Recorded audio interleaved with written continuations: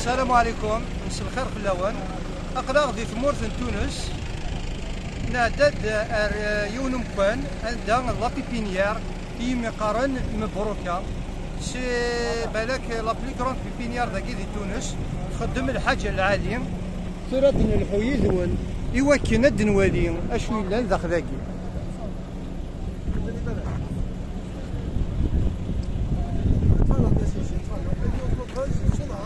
ذاك لا ديليغاسيون بيان سور مرحبا يسون ديليغاسيون الجيريان لا بيبينيير ثرا نروح ارزاثينا ايوا كي ند نوالي اشوي لان ذاكي دغا ميدن الشم ثاين فاد كرا تزمرين تزمرين يوروان يسعنا زمور ترى نروح رزات هو كاين هاد نوالي ذاكي لا كوليكسيون فارييتا اللي كسعه يرسنت شملالي ذاكي زمور شملالي لا فاريتي الشتوي نعم واللحوم ذاكي ممكن هاد نوالي كرونيكي شتوي سيدي كراند تاع مانزانيل عاقي مقرن عطاس لي كوليكسيون فارييتا اللي قلان ذاكي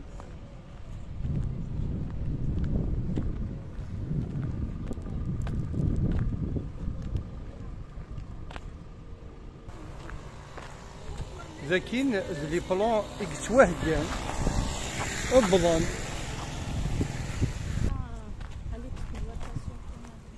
ذاكي غادي مكوانا ندا يخدمن نتوالي يخدمن لامبريا راكي انفيلي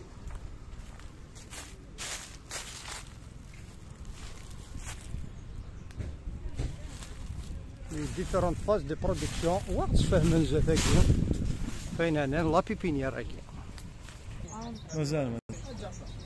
Donc, nous sommes à notre deuxième journée de voyage d'études. Nous sommes à la pépinière Mabrouka. Elle est la première, je peux dire, si je peux dire, la première pépinière en Tunisie. Et donc là, on va vous faire visiter et principalement, on va travailler surtout sur l'olioculture, l'olivier. Mais on aura aussi l'occasion de voir les autres plants ou les autres arboricultures. Voilà, je vous laisse la parole. Vous me présentez juste et... مرحبا بكم. كل تكلموا بالعربي monsieur parle français. On préfère parler en français, oui. Ok, si tout le monde est d'accord. Alors, bienvenue, مرحبا بكم. On est dans une société agricole privée sur 200 hectares. Et son activité principale, c'est la pépinière, c'est la production de plants. Créée en 1994, bon, par comme j'ai dit, des privés, des gens tunisiens résidant à l'étranger qui ont investi Phytos. Bon. Et qu'est-ce qu'on produit exactement? Spécialement des oliviers. On fait en moyenne 5 millions de plants par an. Cette année, on fait 8 parce qu'il y a la demande qui a grimpé. On fait 1 million de plants fruitiers, 200 000 plants d'agrumes. Et puis, on est dans un autre secteur aussi, c'est les plants de fraisiers et les mini-tubercules de pommes de terre. Tout ça repose sur un laboratoire de culture in vitro qui produit en moyenne, suivant les besoins, 1,5 million de plants. Porte-greffe, tous les porte-greffes qu'on utilise, c'est in vitro, presque, sauf les agrumes, c'est des pépins. Porte-greffe, arbre à noyau, GF, Garnem, arbre à pépins. Pour le cerisier, pour l'abricotier, le prunier, tout ça, on le fait in vitro. In vitro, oui, tout est in vitro. Bon, tout ça, c'est pour, on a 3 sites sur la Tunisie, un à Kérouan, c'est-à-dire à 160 km au sud, un à l'ouest, à la frontière algérienne, au Kef, c'est 160 km à l'ouest. Donc on est bien répartis, c'est les zones de culture et de travail qui sont intéressants.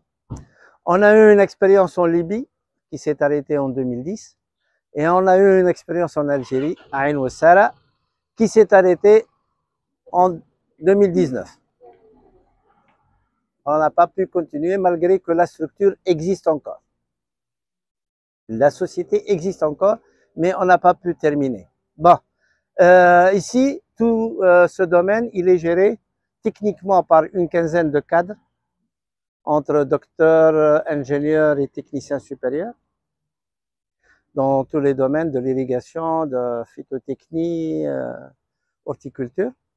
Et tout ça, on fait travailler en moyenne. Aujourd'hui, on a 350 ouvriers, ouvrières. Mais le pic, on arrive à 400, 450. Le pic, c'est, pardon, le bouturage, c'est en été. 90%, c'est des femmes. Que des femmes. Plus que 90% de la main-d'œuvre qui existe, c'est des femmes. Du cadre ingénieur, et là je présente Madame Sondos, c'est ingénieur responsable qualité, recherche et développement. Donc tout ce qui est là. Bon, pour tout ce qui est production maintenant de plants fruitiers, on est à la phase de produire des plants d'oliviers standards et certifiés. C'est cette année, on a commencé, ça fait 3 ans pour tout ce qui est variété locale. Et maintenant, on a des variétés introduites espagnoles, grecques, c'est la Coroneiki, l'Arbosana, l'Arbequina, certifiées. Donc ça, c'est un pas.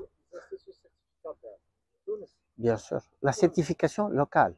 C'est un schéma de certification. Et avec ça, c'est universel, c'est reconnu dans tout le monde. Donc, bon, on fait déjà, ça fait une dizaine d'années, les plants d'agrumes certifiés.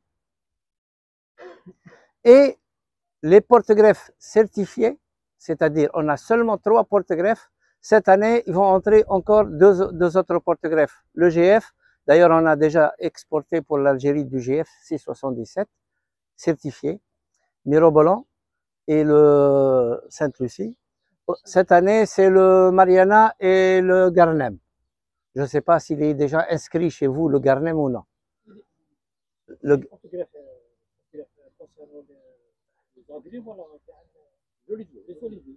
Non, non, non. On parle là de porte-greffe des arbres fruitiers.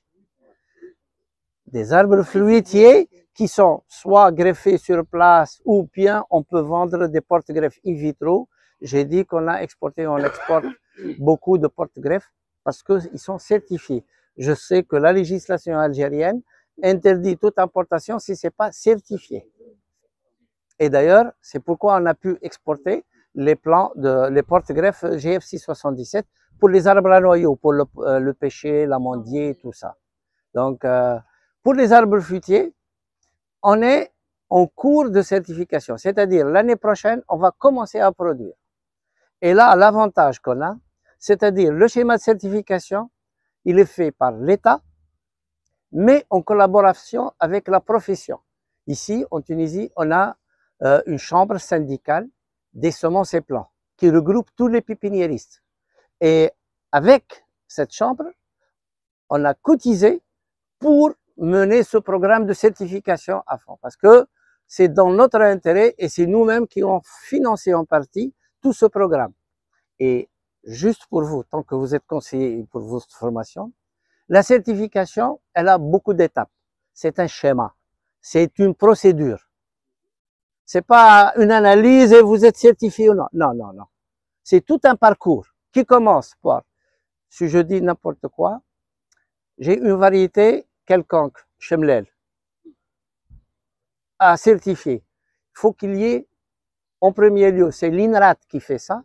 C'est un organisme de recherche qui fait la sélection sanitaire et pomologique, c'est-à-dire dire que cette variété, c'est bien la Chemlel, et l'autre organisme qui dit que cet arbre-là, un seul arbre, il est indemne de tout virus.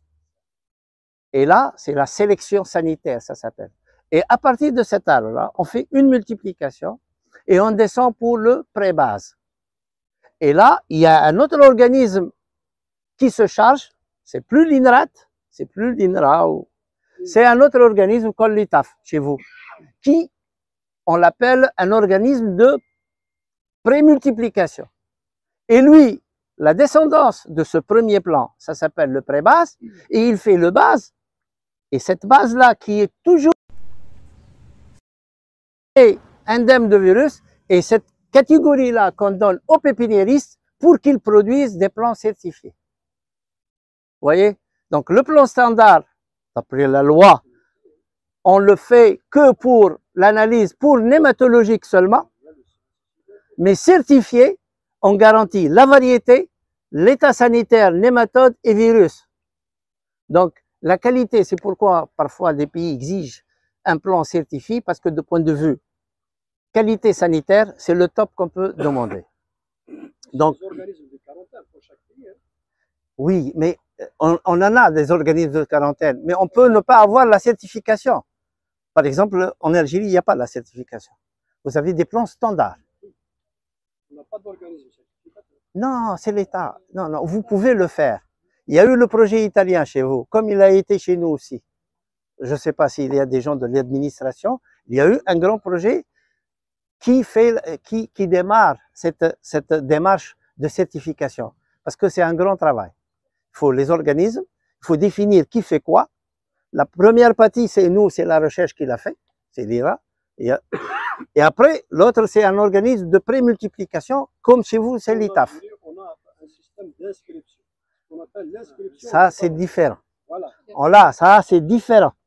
Différent, c'est l'inscription, c'est enregistrer une variété dans le catalogue national pour que le pépiniste puisse la vendre. Oui, ça, c'est l'inscription, c'est différent. La certification, c'est quelque chose, c'est sanitaire. L'inscription, c'est-à-dire, vous n'avez le droit de vendre. Moi, je suis pépiniériste, j'ai introduit une nouvelle variété. J'ai pas le droit de la vendre et de la multiplier que si je l'introduis au ministère. Je le fais la culture pendant 3, 4 ans. C'est le ministère qui va voir la qualité des fruits. Est-ce que cette variété peut réussir en Tunisie là? Et tout ce travail pour garantir l'intérêt de l'agriculteur. Pour qu'après un certain temps, elle me donne l'inscription et à partir de ce moment-là, je peux la vendre, je peux la multiplier sur le marché local. Mais il y a une démarche sanitaire dans l'inscription. Là, non, non, non, elle est que pomologique. On a l'inscription. Oui. C'est des obtentions. Nous, on a tout un dispositif. Oui, ça c'est l'inscription Voilà.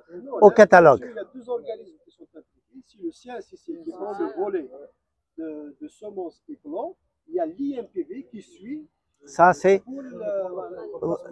je suis d'accord, mais là, CNCC s'introduit le quarantaine que lors de la première introduction. C'est aux frontières, ok. Mais après, c'est la qualité des fruits et son aptitude, son comportement dans les conditions du pays. Et c'est ce qu'ils font. Donc, oui. Ça, c'est l'inscription. Pour vous dire que ici, on est en train de suivre tout un plan pour aboutir. Aujourd'hui même, j'étais au ministère.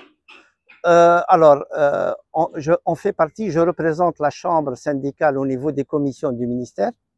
Et par exemple, aujourd'hui même, on a été pour voir comment consolider et comment pousser les agriculteurs à utiliser des plants d'agrumes certifiés. On a la certification depuis 10 ans, mais on n'est même pas passé à 20% d'utilisation. C'est un grand problème. Un autre problème, c'est l'utilisation des nouveaux porte-greffes. Nous, maintenant, en Tunisie, c'est interdit le bigaradier, par décret. C'est interdit. Oui, problème de tristessa. C'est interdit le bigaradier. Mais interdire le bigaradier sans passer à un plan certifié, c'est comme si on n'a rien fait. Ok, il faut le nouveau porte-greffe certifié. Parce que les nouveaux porte-greffes, ils sont tolérants à la tristessa, mais ils sont très sensibles aux viroïdes, à d'autres virus.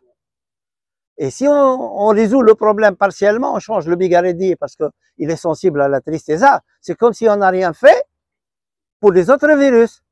On ne résout pas un problème pour en créer un autre. Donc, c'est à partir de ça. Donc, comment donner des subventions à l'agriculteur pour l'intéresser, nous, c'est interdit maintenant. Le bigaradier. Mais on n'est pas encore passé à l'interdiction du standard. Mais on veut encourager le certifié. C'est-à-dire les subventions ne peuvent l'avoir que les gens qui ont planté des plants certifiés. Et on pense à faire autre chose, c'est-à-dire donner 5 ans pour les pépiniéristes pour qu'ils passent tous au certifié.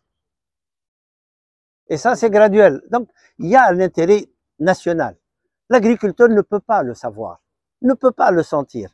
Donc, parfois, il faut le pousser, il faut faire des lois. Aujourd'hui, tu ne comprends pas, demain, tu vas comprendre. Ok, donc, c'est un peu de dictature, mais parce que comme c'est un petit qui consomme que des boissons gazeuses, alors il faut dire non, arrêtez, c'est pas, connaît pas son intérêt. Donc, c'est à peu près ça, tout ça. On est sur de nouvelles choses, de nouveaux axes de production. Juste pour vous dire que pour les oliviers, pour le moment, on exporte un peu. Bon, pas beaucoup.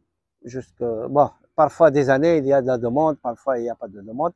Mais on est en train d'exporter même du standard, même pour le Liban, l'Irak, un peu, l'Arabie Saoudite. Maintenant qu'ils commencent à exiger un peu de certifié, on s'y met. Et nous, la certification, c'est une obligation parce que la Tunisie, c'est un petit pays. On est obligé d'exporter. Et pour exporter, il faut mettre à niveau. L'année dernière, on a exporté à peu près 550 000 plants vers la Libye. C'est déjà une petite quantité. Le maximum qu'on a exporté, c'est 900 000 plants par an. Donc, le marché local aujourd'hui, il est preneur. D'après l'année dernière jusqu'à cette année, les prix ont triplé, les plants d'olivier. Pourquoi? Parce que le prix de l'huile, il a grimpé. Il y a une forte demande. Très forte demande. De 1 euro à 2 euros, le plant. Double. Et en Tunisie, on fait que le bouturage herbacé. On n'a jamais fait le greffage comme vous le faites. On n'a jamais fait. Mais on a travaillé beaucoup sur, maintenant on commence à travailler sur le greffage. Pourquoi? On a un grand travail de recherche et développement, c'est la résistance ou bien c'est le stress hydrique et stress salat. Nous, 80% de nos ventes, c'est au sud de Ain Ouessara. C'est le désert, où l'eau, elle est rare, et on est très content si on a une eau de conductivité 4 millisiemens. Donc 5 grammes, on est content. 5 grammes, ça passe, oui. Chez nous, 5 grammes, ça passe pour l'olivier. Et donc, toutes les nouvelles plantations, c'est au sud. Donc, au sud, heureusement, on a la variété Chemlé, c'est pas Chemlé. Qui est, une autre parenthèse, toutes nos variétés sont presque autofertiles. Le contraire chez vous. On a trouvé beaucoup de problèmes. Toutes nos variétés, sauf quelques variétés. Oui. Chemlel. Si Chemlel, Sigoise. Alors que toutes les variétés, chez nous, les variétés à huile, je précise à huile. Il y a des variétés de table qui sont pas autofertiles. Mais à huile, elles sont toutes autofertiles. Et heureusement qu'on a la variété Chemleli du sud, qui est petite, il y a une variété similaire sur du côté des frontières tunisiennes, je sais pas, j'ai oublié le nom, qui se rapproche beaucoup à la Chemleli. Et heureusement, dans nos études, elle tolère beaucoup le sel et le stress d'eau. Elle se rapproche à la Ferkeni. C'est ça. C'est bon, je ne sais pas. Génétiquement, on n'a pas vu la différence jusqu'à maintenant. Je rappelle, en Tunisie, on a identifié génétiquement plus que 250 variétés locales. Le gouvernement encourage actuellement 14 variétés et on est en train d'aller vers l'appellation. L'appellation. Avec Chitoui. Il n'y a pas que Chetui, il y a Chemleli, il y a Ousleti, il y a beaucoup de variétés. Et chaque région, elle est caractérisée par une variété. Et là, on est en train de... Il y a 250 variétés issues de la caractérisation moléculaire. Oui, monsieur. C'est énorme. Oui. Et on a un institut de recherche dédié que à l'olivier. Institut de l'olivier. Ouais. C'est à Sfax ou à Tunis? On était à Sfax. On a Ouais. fait toute une journée. Donc, c'est là, avec la banque des gènes, on a identifié, de point de vue moléculaire, hein, donc c'est pour préciser, plus que 250 variétés. Mais les plus importantes, on a dit, il n'y a que 14 pour le moment. Oui. Et donc, le gouvernement aussi, l'État, encourage avec des subventions pour passer à la production de masse, à la production de qualité. Parce que c'est bien de produire, je sais pas, on est arrivé à 350 000 tonnes, mais il vaut mieux les valoriser par les appellations. Sur le prix? Oui, oui, c'est 50% du prix. Oui. 50% du prix de plan pour les variétés d'intérêt national et dans les régions. Et chaque région, elle est connue, je dis n'importe quoi, à Seliana, c'est la Ousleti. Ousleti, c'est une variété extraordinaire qui donne jusqu'à 33% de taux d'huile, mais pas très productive, mais pour la région de Jbel Ouslet. Et arriver à faire une huile de qualité appelée Ousleti, ça va faire une valeur ajoutée très importante. Et demain, on peut la vendre plus facilement. Il y a déjà un projet en cours de AOC, donc Oui, oui. de créer AOC Ousleti avec l'Institut de l'Olivier de Sfax. Bon, Oui. ça traîne un peu, mais ça va venir. Donc, non, juste pour leur dire que vraiment, il y a un programme. On est passé par un stade de quantité, il faut passer à la qualité. La qualité, c'est la mise en à chaque huile. La qualité, c'est de identifier cette huile et les lier à une histoire d'un pays, histoire d'une région, histoire, je sais pas, c'est terroir. C'est le terroir. Ça, c'est une étape que la Tunisie, elle est obligée d'affronter parce que avec la quantité, avec tout ce qui se plante actuellement, heureusement cette année, c'est une pénurie mondiale qui a fait que les prix ont grimpé, mais demain, avec 350 ou 400 000 tonnes, je ne sais pas à quel prix on va le vendre. Hein, si on ne va pas faire la mise en bouteille et donner plus de valeur à cette huile-là. Donc, c'est juste pour vous donner, je sais que vous êtes dans un programme d'olivier et d'huile, je me suis un peu retardé sur ça. On a d'autres axes à développer avec le chef de développement. C'est les plants de pistachier. Pistachier greffé sur des nouveaux porte-greffes, c'est des hybrides, pour entrer en production très rapide. On est sur le greffage du caroubier. On a entamé un grand travail avec l'INGREF, c'est un institut de recherche de forêt, génie rural, greffage et identification. On a 24 clones. C'est l'identification de ces clones de caroubier et les multiplier. Cette année, on a commencé avec un grand programme ambitieux pour produire 50 000 plants. Non, non, non. Je dis in vitro, on fait que les porte-greffes, les arbres à noyer, les arbres à pépins. Non, non, le porte-greffe, c'est par semis. Le caroubier, on le fait en bouturage herbacé. Tout est fait en bouturage herbacé pour l'olivier. Un autre axe qu'on a, les inconvénients, il n'y a que des avantages. Les inconvénients, je ne vois pas. Nous, on arrive à vendre un plant d'olivier de 8 mois à une année, du bouturage à la fin. 8 mois, maximum. C'est le maximum 8 mois. Oui, maximum une année. On le fait en moins d'une année. Mais pardon, sur le plan commercial et technique, c'est bon. Mais par rapport au changement climatique, oui. C'est-à-dire changement climatique, si on peut dire, on a besoin d'un développement racinaire pour une meilleure... voilà. Oui, alors, pour le bouturage herbacé, il n'y a pas de problème. la première année, il faut l'irriguer, ça c'est sûr. Hein. Soit vous allez le conduire en sec ou bien en irrigué. Ça, c'est la première année, il n'y a pas de problème. Mais je peux vous dire qu'on a moins de 10% en sec. Maintenant, les ventes qui se font actuellement, moins que 10%, c'est en sec. Tout le monde, il ne peut plus faire le sec.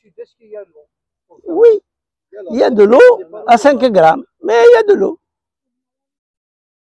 Les extensions, je vous ai dit, elles se font à 80% du centre au sud. Juste par rapport au bouturage, est-ce que vous pouvez juste donner un aperçu des différentes étapes? Parce que la période de 8 mois à une année me semble un peu, c'est très très accéléré. Hein? Nous, on parle d'une année et demie jusqu'à 2 ans. Ah, non, avec votre système de greffage. Je vais vous montrer un plan, on l'appelle Smart Tree. Smart. T. Alors, on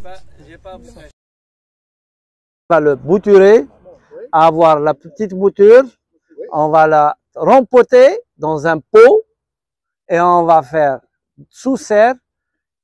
Et là, je vous assure qu'au bout de 8 mois, on vend ce plan, mais qu'il a 30 à 40 cm avec un petit pot 7 sur 7 sur 7. Et non, c'est pas nain Smart, c'est petit. C'est petit, c'est pas nain. Alors que, avec l'expérience maintenant, et c'est les 550 000 plans qu'on a vendus pour la Libye, c'est dans des petits cartons et chaque carton, il fait 100 plans. Et les pertes sont moindres que 3%. Et c'est planté à la machine, comme les plants de tomates. Et de vigne. Et quels sont les traitements à faire pour réussir?